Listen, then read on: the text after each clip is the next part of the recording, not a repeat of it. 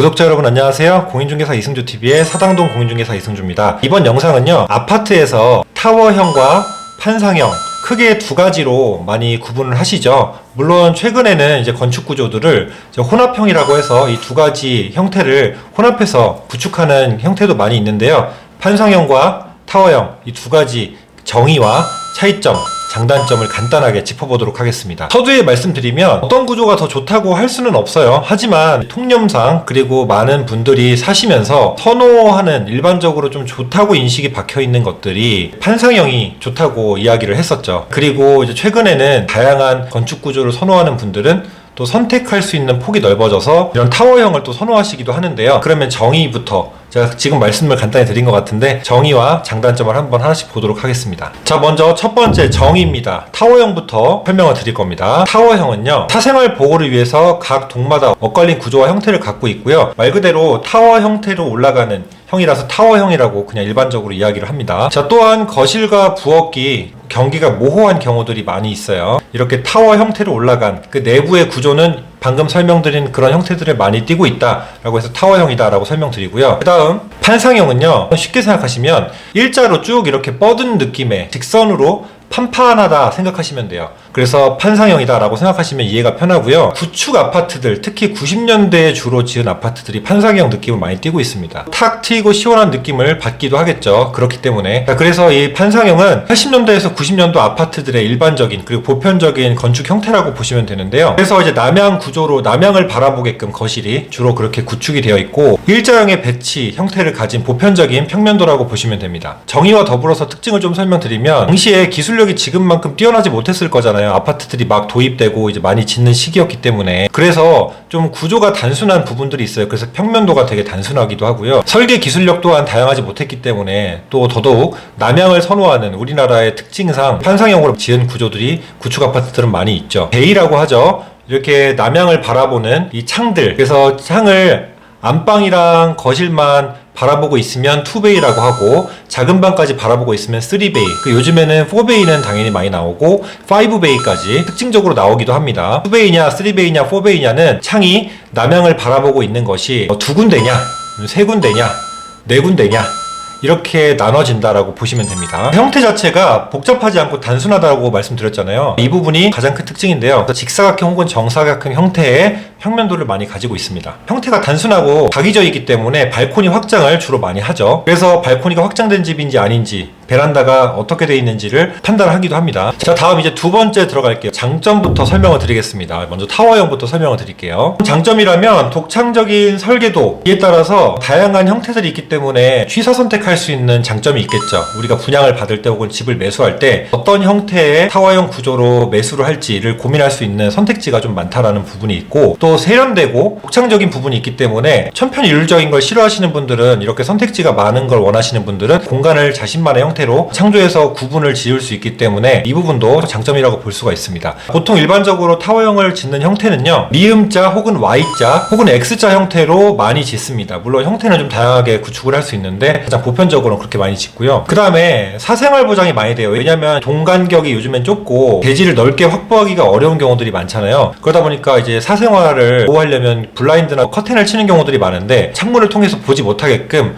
구조가 다양하기 때문에 사생활 보호를 할 수 있는 부분들이 있고요. 또 조망권 확보도 어떻게 보면 어떤 구조에서는 가능하다는 장점도 찾을 수 있겠죠. 공간이 다양하다 보니까 미적 감각을 활용해서 다양한 분리를 개인적으로 할 수도 있고, 그러다 보니까 다양하게 개성을 살릴 수 있다는 점이 장점이라고 볼 수 있겠습니다. 최신에 많이 짓고 있는 형태가 타워형이겠죠. 판상형보다는 훨씬 늦게 짓고 있는 형태가 타워형이라고 보시면 될 것 같고요. 자, 그 다음 판상형의 장점, 아까 설명드린 남향을 선호하는 우리나라 사람들의 특징상, 그리고 아파트가 남향인지 아닌지를 많이 따지는 우리나라 특징상 남향을 바라보게끔 건축을 하는 경우가 굉장히 많고요. 그리고 남북 구조가 명확하게 분리가 되어 있잖아요. 남쪽을 바라보면 반대쪽은 북쪽이니까요. 자, 이렇게 공간이 다양하게 틀어져 있거나 형태가 다양하지 않기 때문에 단순한 평면도를 가지고 있기 때문에 남쪽 아니면 북쪽 이렇게 되겠죠. 그래서 창이 보통은 양쪽으로 나 있는 경우가 많으니까 통풍에 굉장히 유리하고, 채광도 남향을 끼고 있는 경우가 아주 많기 때문에 따뜻하겠죠. 그러면 겨울에는 난방비 절감 효과도 있을 수 있고요. 그리고 구조적으로 집이 탁 트인 느낌을 주면서 굉장히 시원한 느낌을 주기도 합니다. 일조량이 좋기 때문에 겨울에 따뜻하지만 또 여름에도 맞바람에 치는 창문 구조들이 대부분 많기 때문에 통풍에도 유리하고 선선한 느낌도 많이 줍니다. 그 다음 이제 단점을 설명을 드려볼게요. 먼저 타워형부터. 이게 약간 복불복이라고 할 수 있는데요. 요즘에는 뽑기라는 말로 많이 하죠. 직접 살아보지 않았기 때문에 장단점을 일일이 어떤 구조마다 다 파악하기 어렵잖아요, 사전에. 왜냐하면 판상형 같은 경우는 일반적인 특징이나 구조들이 동일하기 때문에 특징을 알고 그 집을 살 수가 있는데요. 타워형 같은 경우에는 구조들이 워낙 다양하기 때문에 그 타워형을 살아보지 않으면 일일이 장점, 단점을 파악하기가 어려워요. 그게 단점 아닌 단점이라 먼저 볼 수 있고, 살면서 세대마다 그리고 층마다 동마다 환기나 통풍의 차이가 당연히 차이가 날 수밖에 없겠죠. 일조권도 조망권도 마찬가지입니다. 이 부분이 그래서 뽑기라는 표현을 많이 쓰기도 하는데요. 아파트 건설에 좀 다양한 구조를 짓기 때문에 시간과 비용이 조금 더 많이 들기도 하겠죠. 그리고 평면도를 보는 것이 조금 더 힘들 수도 있고요. 만약에 분양을 처음에 받으시는 분들은 뽑기라고 하잖아요. 청약을 하시거나 하는 분들은 층이나 동, 호가 잘못 나오면 같은 동인데도 심지어 호가 차이가 굉장히 크게 날 수가 있어요. 왜냐하면 같은 동인데 어떤 호수는 맞은편에 앞에 장례식장을 바라보고 있는 뷰다. 그럼 장례식 뷰라고 하면서 조롱을 당할 수도 있고 호가가 굉장히 떨어질 수도 있고요. 또 어떤 호수는 한 층에 세 집이 있는데 이 집만 호수 뷰인 거예요. 그래서 호수 뷰라서 굉장히 큰 호가를 차지하기도 하죠. 자, 쉽게 생각해 보시면 우리 호텔을 예약할 때 레이크 뷰, 그리고 혹은 오션 뷰 이렇게 해서 좋은 뷰를 가진 곳은 일반 마운틴 전망이나 앞에 일반 전망을 가진 전망보다 훨씬 더 비싼 호가를 부르고 예약을 합니다. 같은 층, 같은 구조인데도 불구하고 말이죠. 자, 하물며 살아야 되는 집을 매수하는 고가의 아파트의 경우에는 더더욱 호가가 몇 천만 원, 크게는 억 단위까지 차이가 날 수가 있습니다. 그래서 호가 차이가 많이 날 수 있다는 것이 또 단점 아닌 단점입니다. 한마디로 타워형의 단점은 요약하면 복불복이다.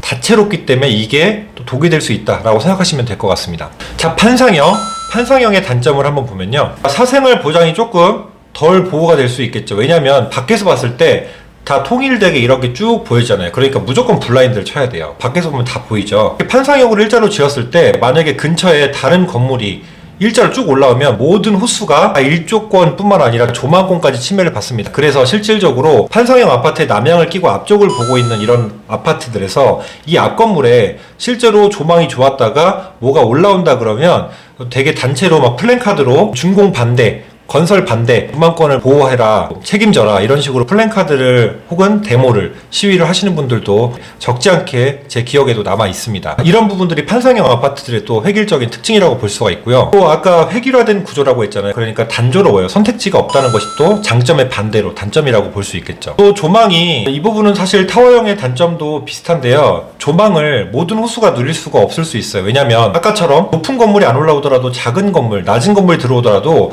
저층의 경우는 그냥 직선을 바라보기 때문에 일조권이 혹은 조망권이 있다가 다 없어지는 경우들도 있겠죠. 자, 그리고 면적 자체가 제한됐다 보니까 타워형은 좀 다채롭게 이 제한된 면적에서 활용을 해서 다양하게 좀 지을 수 있는데, 획일화된 구조다 보니까, 그리고 면적도 제한된 면적에서 짓다 보니까 공급량을 타워형에 비해서 또 제한적으로 나올 수밖에 없는 단점이 있습니다. 이렇게 해서 정의, 장점, 단점을 한번 살펴봤는데요. 제가 말씀 안 드린 부분에서도 충분히 뭐 특징이나 장점, 단점이 나올 수 있어요. 물론 살아보신 분들 개개별로 느끼시는 경우들도 있을 거고요. 하지만 제가 오늘 설명드리는 것은 일반적으로 많이 느끼는, 그리고 일반적으로 우리가 기본적으로 알아둬야 할 부분 정도는 숙지하고 가시면 좋을 것 같다라는 취지입니다. 물론 타워형, 판상형 외에도 아까 말씀드린 혼합형이 분명 존재하고요.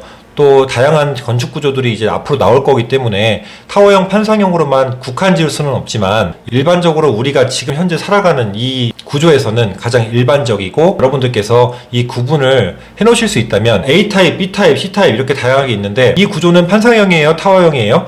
묻고 갈 수 있고, 또 내가 선호하는 것이 어떤 집인지 집을 보기 전에, 매수하기 전에 알아보고 여기는 왜 쌀까, 왜 비쌀까를 파악하는 데 있어서 굉장히 큰 도움이 될 거라는 취지로 제가 영상을 촬영한 겁니다. 그래서 많은 도움 얻으셨으면 좋겠고요. 이 영상을 바탕으로 조금이라도 도움을 얻으셨다면 저는 그것만한 기쁨이 없을 것 같습니다. 다음 영상에도 또 유익한 내용 가지고 돌아오겠습니다. 오늘 영상도 시청해주셔서 감사합니다. 다음에 만나요.